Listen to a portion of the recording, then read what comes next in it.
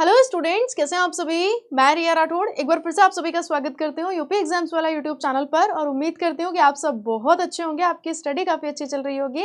एक न्यूज़ काफ़ी ज़्यादा चर्चा का विषय बनी हुई थी और आप में से बहुत सारे स्टूडेंट बोल भी रहे थे कि मैम थोड़ा सा इस टॉपिक के ऊपर एक बार आप हमको बता दीजिए। बेसिक टॉपिक क्या रहने वाला है आज का, तो फिर क्यों सड़कों पर उतरे किसान, केंद्र सरकार से क्या है इनकी मांगे। और आपको ये भी पता होना चाहिए कि इसको नाम क्या दिया गया है, किसान आंदोलन 2.0। नाम 2.0 क्यों दिया गया है, क्या भारत में ऐसा पहले भी कभी हो चुका है? बिल्कुल हो चुका है। आपको शायद याद होगा सितंबर 2020 जब हम कोविड ईयर की बात करते हैं, उस समय भी आपको ऐसा कुछ देखने को मिला था। किसानों की कुछ मांगे थी सरकार से, आपको शायद याद होगा जो कृषि बिल आए थे तो सरकार से कहा गया था कि आप उन्हें वापस लें और उसके बाद सरकार ने उनको वापस लिया।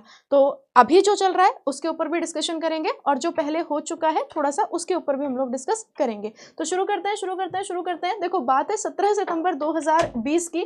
तो 17 सितंबर 2020 को किसानों ने 3 कृषि कानूनों के विरोध में दिल्ली की सीमाओं पर आंदोलन चलाया था और ये आंदोलन जो है वो करीब 378 दिनों तक चला था, यानी कि आप ये बोल सकते हैं 378 डेज तक यह आंदोलन करीब 378 दिनों तक चला। दावा किया गया कि इस आंदोलन में 700 किसानों की मौत हुई थी। बाद में प्रधानमंत्री नरेंद्र मोदी ने तीनों कृषि कानून वापस लेने का ऐलान किया। इसके बाद किसानों ने 11 दिसंबर 2021 को आंदोलन खत्म करने का ऐलान किया। देखो शुरू कब किया आंदोलन, तो 17 सितंबर 2020 को और इसे समाप्त कब किया गया, 11 दिसंबर 2021 को। अगर हम बात करते हैं एट अ टाइम यानी करंट में क्या चल रहा है, तो किसान आंदोलन ने फिर भरी हुंकार। 1 महीने के लिए दिल्ली में धारा 144 को लागू किया गया है। राजस्थान हो गया, दिल्ली हो गया, हरियाणा हो गया, यहाँ पर कुछ जगहों पर इंटरनेट सर्विस को भी बंद किया गया है।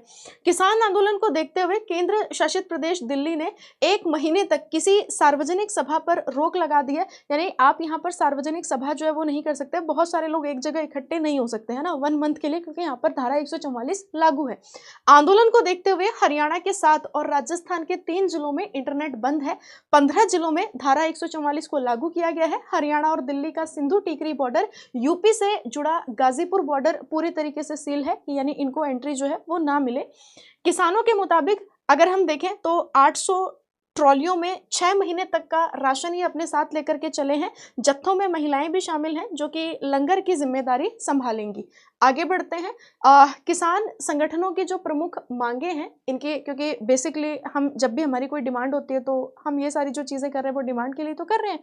तो इनकी मांगे क्या है, हालांकि इनकी जो मांगे हैं इन्होंने ये नहीं कहा कि आप आज ही लागू कर दो या आप हमें आज ही चीज़ों को जो है वो प्रोवाइड करवा दो। इन्होंने कहा हमने आपको वक्त दिया लेकिन आप एटलीस्ट हमारी बातों को सुने तो सही। तो इनकी मांगे क्या क्या है, सभी फसलों को एमएसपी पर खरीद की गारंटी का कानून बने। एमएसपी का मतलब क्या होगा, मिनिमम सपोर्ट प्राइस, यानी कि हम जो फसल का उत्पादन करते हैं कम से कम हमें इतना तो पैसा मिले कि हम अगली फसल के लिए भी खुद को क्या कर सकें, तैयार कर सकें। तो सभी फसलों की एमएसपी पर खरीद की गारंटी का कानून बने।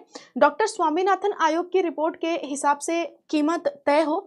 किसान खेत मजदूरों का कर्जा माफ हो और किसानों को क्या दी जाए, पेंशन दी जाए। भूमि अधिग्रहण अधिनियम 2013 ये दोबारा लागू किया जाना चाहिए। लखीमपुर खीरी कांड के दोषियों को सजा दी जानी चाहिए। आपको शायद याद होगा लखीमपुर खीरी वाला, जब किसानों के ऊपर ट्रैक्टर वगैरह चलाए गए थे उस दरमियान।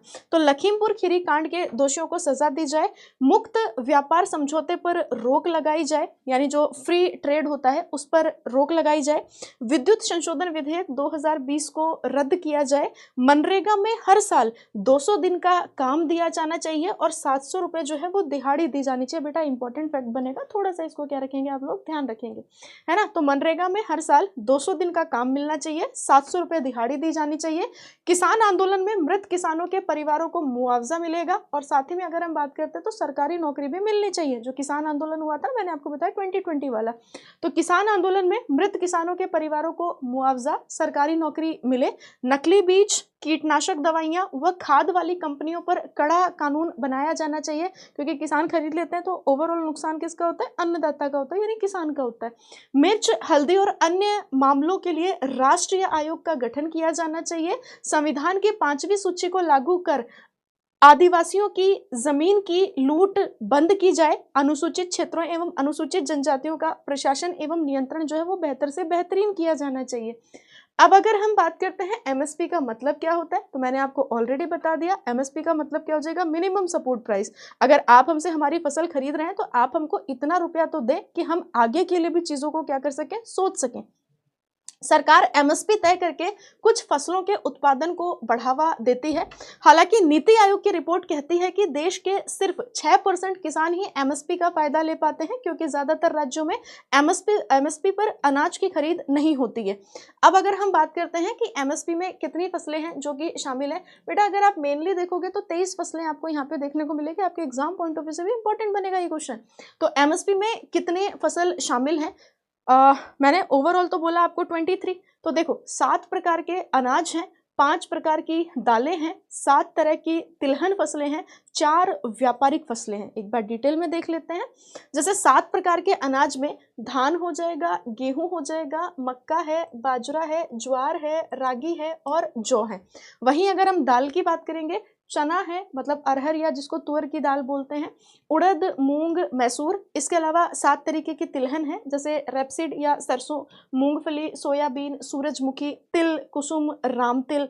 और व्यापारिक फसलें कौन कौन सी हो जाएंगी जिनसे हम व्यापार करते हैं, तो कपास है, गन्ना है, गोला है। इसके अलावा अगर हम बात करते हैं कच्चा जूट। तो हमें याद रखना है कि एमएसपी में जो फसल है वो कितनी फसलें हैं, प्लस किसानों की जो मांग है या उनकी डिमांड क्या है।